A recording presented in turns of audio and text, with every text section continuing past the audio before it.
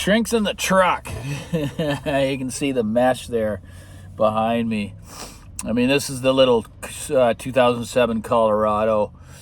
It's the commuter truck, or in case the main work truck goes down, I never lose wages no matter what.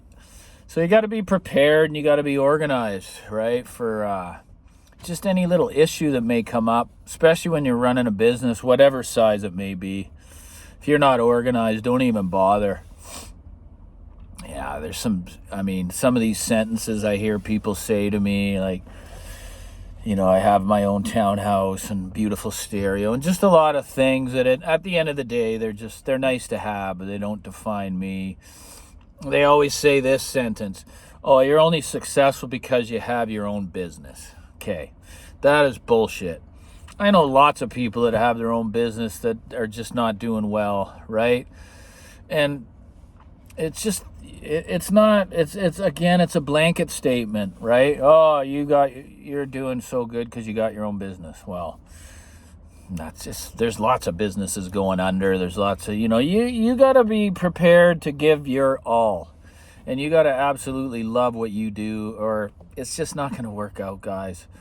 And I'm not in the retail business, man. I'm in the service business, meaning I'm using my hands, blood, sweat, and tears to satisfy customers. And I need to convince those people that I am the best, just like I am here on YouTube. Whatever people want to say, I am the best. So, funny thing is, this video is not even about audio at all. I haven't even been so fatigued from the work. Guys, this is the first week into the season, meaning when I shut the business down, as you all know, it's a gardening landscape business. I've had the same employee for 20 years. So when I shut the business down, because everything's immaculate at the end of November, so December 1st, it remains dormant for 3 months, okay? So think of, even if you have a property that's pretty big that has certain leaves that they don't all come down in the fall, they hold up. So you can imagine a really huge 35-unit strata. This is like coming into a fall cleanup when your body's basically raw. It's not even conditioned, even though I was lifting weights and doing all that. It's so different, guys. So I'm obliterated, like I'm fatigued. I had a really good sleep, though. Feel really like I accomplished something this week. So does my worker. And now we're ready to go. It's all been a once over. Everything's been once over. Now the maintenance can begin, where it's not as physical. So, and the funny thing is, during this week, I was so tired, I didn't even think of the system. It wasn't even in my brain, anything to do with audiophilia, whatever you want to call it, at all. But the best part of the story is I have this system, right? Like, these are fruits of my labor that, and I don't know what percent of people would have a $60,000 system in their house. Obviously, most don't care, as we're a very small niche of people. But, I mean, come on, man. Less than 1% have a system like this in this city of Vancouver. And that's a fact, right? But to be honest, I don't have a family to pay for. I don't have children. I don't have these expenses that come first, or should come first for somebody.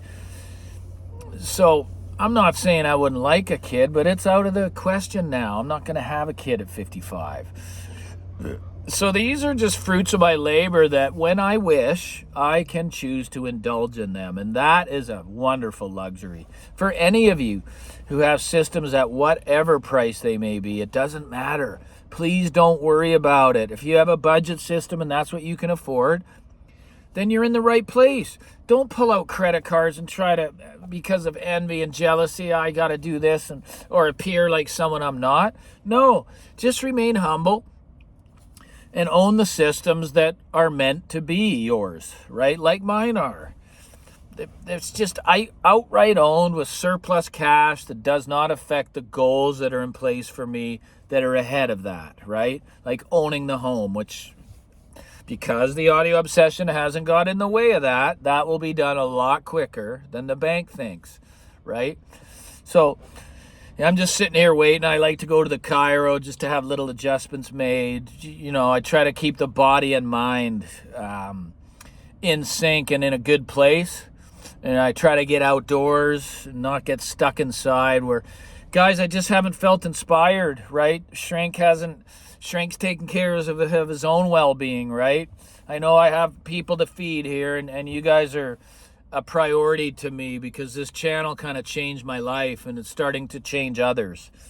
So, you know, this is what I enjoy in this truck. Oh, of course I can't turn it around, which is stupid. You can see it there. So what that is, this has been in the truck for 12 years, guys. And there's no CD slot because that is specifically made for the iPod.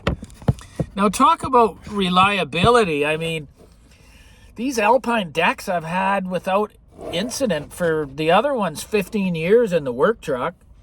And this one, which has got the iPod Classic, still going. Like, these Apple products, I don't care what anyone says, man. I haven't even had a battery die since I bought the first iPhone 18 years ago. Obviously, I don't use that same phone, but I'm just saying, man, that these are the things that I will recommend to other people. Only the ones that have proven themselves to me in my room that I'm even still living with today. I don't give a fuck about that new stuff that's coming out. And I'm not saying it's bad. I'm not saying it, but there's so many things, so many boxes that have to be ticked before Shrink is going to recommend any component. Because if it ain't broke, don't fix it. There's designs that have just remained the same for so long, and they don't even change the model because it's just so great. Like, you know, my Line Magnetic 518 or the Sugden A21 SE. The volume control remote sucks, but it's a hell of a piece. And I love companies that do this. They don't change their fucking model every year where yours becomes outdated, right? They've spent years of research and development to come out with a product, and it remains current for years, right? And even the E1X that I've had, it's been current for a few years now, and it's just everything is done digitally, via network, any software updates, you know. So these are the kind of brands and products that I really love.